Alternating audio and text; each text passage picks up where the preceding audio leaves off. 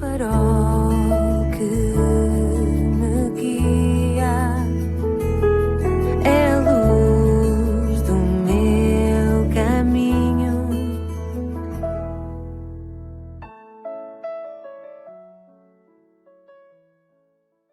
Sou o Carlos Oliveira e quero dar as boas-vindas à 92ª edição do programa Pedindo Luz. O tema hoje é Probabilidades do Acaso e da Bíblia.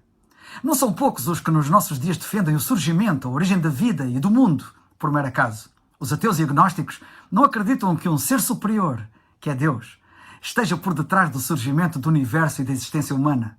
No seu arrazoar procuram demonstrar que tudo surgiu por acaso. E assim, neste seu entendimento, não veem a necessidade de haver um Criador, que é Deus. O problema é que a própria razão exige argumentos que sejam plausíveis, lógicos, dignos de crédito. Se fosse como defendem, como é que então explicaríamos que o acaso cego poderia ter conseguido os acontecimentos a que já me vou referir? Nós ainda estamos no amanhecer da era científica, mas quanto mais luz surge nesta matéria, mais aquela revela com maior nitidez que estamos perante a obra de um Criador inteligente e não de uma obra do acaso. Já nem falarei do facto de qualquer relógio, computador, robô, etc., não ser fruto do acaso, requerendo uma inteligência por detrás de si. Quanto mais o complexíssimo universo e a complexíssima vida exige uma inteligência bem superior. Bem diz a Bíblia, no princípio criou Deus os céus e a terra.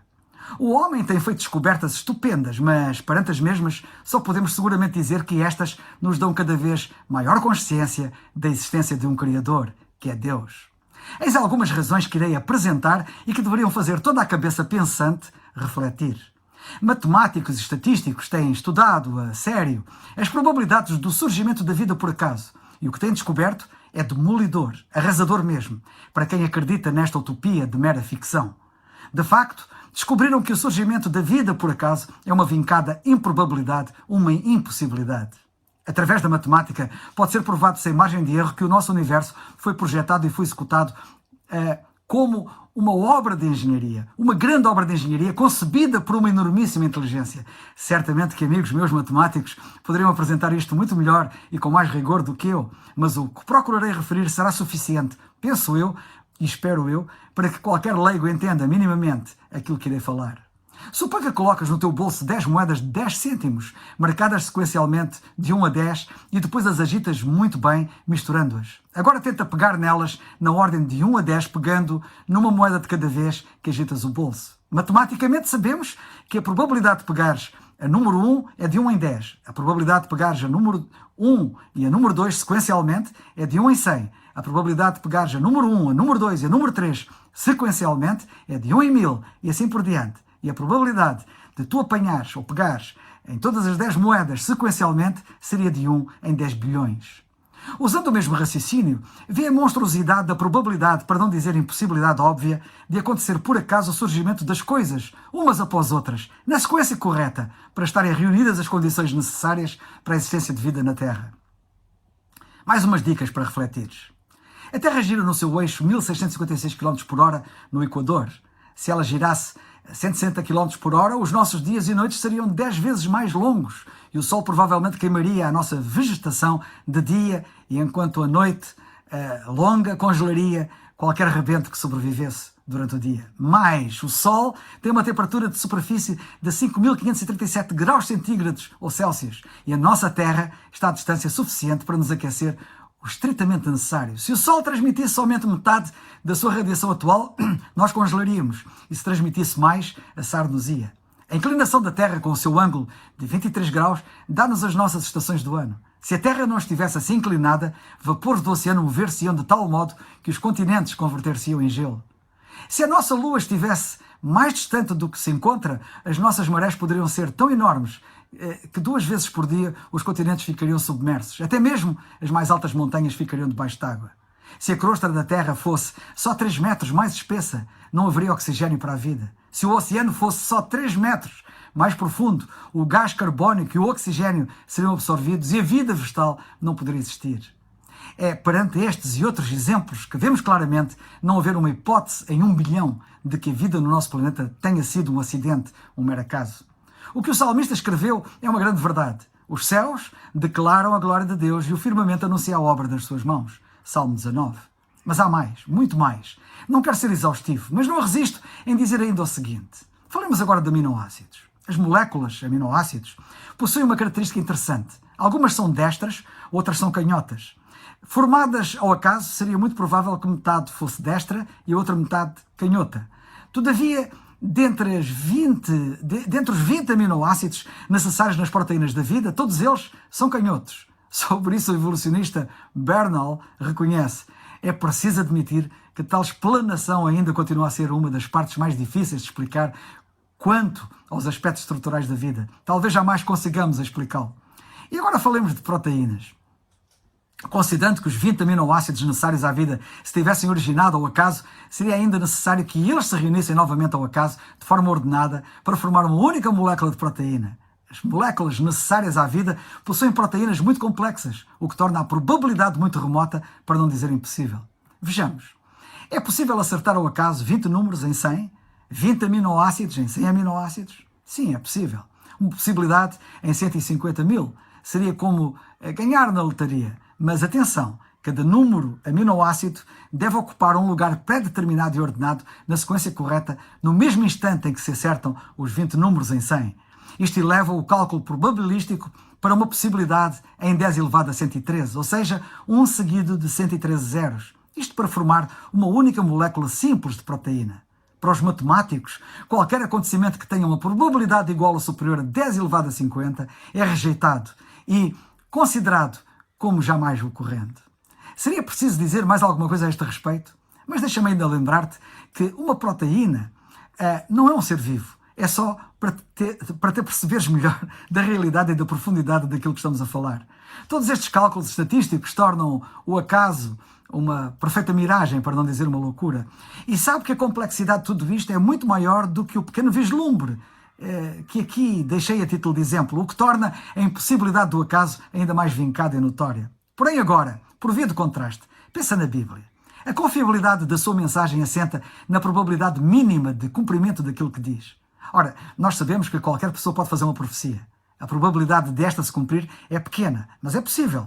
Se falarmos de um conjunto de profecias com muitos detalhes, a probabilidade destas serem cumpridas será muito, muito menor. Por exemplo, qual é a probabilidade de uma pessoa prever hoje a cidade exata em que o nascimento de um futuro líder ocorrerá? Bem lá para o século 22. Ora, foi realmente isso que o profeta Miqueias fez 700 anos antes de Jesus Cristo vir ao mundo. Mas mais, qual é a probabilidade de prever a maneira precisa da morte que o novo líder desconhecido experimentará daqui a 1000 anos? E note-se, morrendo de uma forma de morte atualmente desconhecida e que ainda continuará desconhecida durante centenas de anos. No entanto, foi isso que David fez 1000 anos antes de Jesus Cristo vir ao mundo. Mais, qual é a probabilidade de se prever a data específica do aparecimento de um grande futuro líder, com centenas de anos de antecedência? Foi isso que Daniel fez, 530 anos antes de Cristo vir ao mundo. Se um profeta fizer 50 profecias específicas sobre uma pessoa que existirá no futuro, que este profeta nunca conhecerá, qual é a probabilidade de essa pessoa cumprir todas essas 50 profecias? Quão menor seria essa probabilidade se 25 dessas profecias fossem sobre o que outras pessoas iriam fazer com ela, sendo elas pessoas completamente descontroladas, fora de si? E o que dizer de se profetizar o seu nascimento numa família específica? E numa cidade específica na qual os seus pais não moram? E profetizar-se a sua morte, especificamente por crucificação, com 2 outras pessoas? E profetizar que os seus algozes lançariam sortes sobre a sua roupa? E profetizar antecipadamente que a pessoa seria traída? E profetizar que os seus algozes cumpririam a prática regular de quebrar as pernas das vítimas, mas não as suas? Na verdade, seria impossível a qualquer pessoa organizar e conseguir o cumprimento de todas estas profecias, tantas e tão complexas elas são. A ciência da probabilidade tenta determinar a possibilidade de um determinado evento ocorrer. Um professor do Westmont College calculou a probabilidade de um homem cumprir as principais profecias feitas a respeito de Cristo. As estimativas foram elaboradas por 12 turmas diferentes, representando cerca de 600 estudantes universitários. Os alunos pesaram cuidadosamente todos os fatores, discutiram longamente cada profecia e examinaram as várias circunstâncias que poderiam indicar que os homens conspiraram juntos para fazer cumprir uma determinada profecia. Eles fizeram as suas estimativas conservativas o suficiente para que finalmente houvesse um acordo unânime, mesmo entre os alunos mais céticos. No entanto, o professor pegou depois nas suas estimativas e tornou-as ainda mais conservativas. Ele também encorajou outros céticos ou cientistas a fazerem as suas próprias estimativas para ver se as suas conclusões eram mais do que justas. Finalmente, ele submeteu os seus números para revisão a uma comissão da American Scientific Affiliation. Ao estes serem examinados, eles verificaram que os seus cálculos eram confiáveis e precisos em relação ao material científico apresentado. Por exemplo, em relação a Miqueias 5.2, que afirma que o Messias, Cristo, nasceria em Belém, o professor e os seus alunos concluíram que a possibilidade de um homem nascer em Belém era de 1 em 300.000. Depois de examinar aquelas 8 profecias diferentes, eles estimaram conservativamente que a possibilidade de um homem cumprir todas as 8 profecias era de 1 em 10 elevado a 17. Para ilustrar o quão grande é o número 10 elevado a 17, um seguido de 17 zeros, o professor deu a seguinte ilustração. Se marcares de 10 pequenos cartões e colocares todos os cartões num saco, misturares bem os cartões e depois pedires a um homem com os olhos vendados que tire a sua possibilidade de conseguir o cartão marcado é de 1 em 10 e por aí fora. Supõe agora que pegamos em 10 elevado a 17 dólares e os colocamos lado a lado, cada uma das notas, no território do estado do Texas, nos Estados Unidos. Eles cobrirão toda a face do estado numa altura de cerca de meio metro. Agora, assinala um desses dólares e mistura bem todos os dólares em todo o estado. Vendo aos olhos de um homem, diz-lhe que ele pode avançar na direção que quiser, mas que tem que apanhar o dólar assinalado com a marca especial numa única tentativa.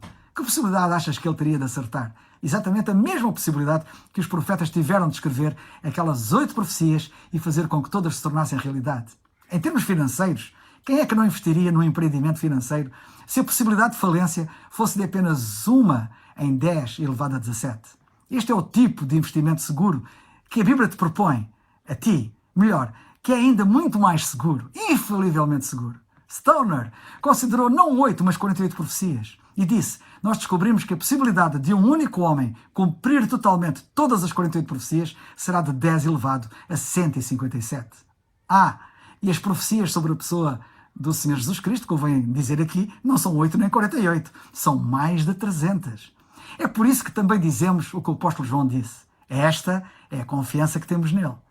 Perante tudo isto, bem diz a Bíblia, diz o louco no seu coração, não há Deus. Salmo 14 e 53. No entanto, somos nós, os crentes, que lamentavelmente somos apelidados de loucos.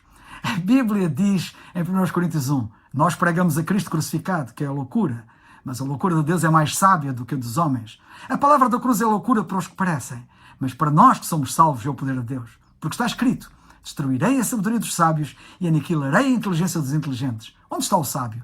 Porventura não tornou Deus louca a sabedoria deste mundo?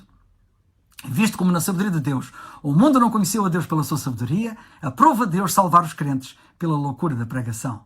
Pregamos a Cristo, poder de Deus e sabedoria de Deus. Termino agora, como sempre faço, citando Atos 16:31.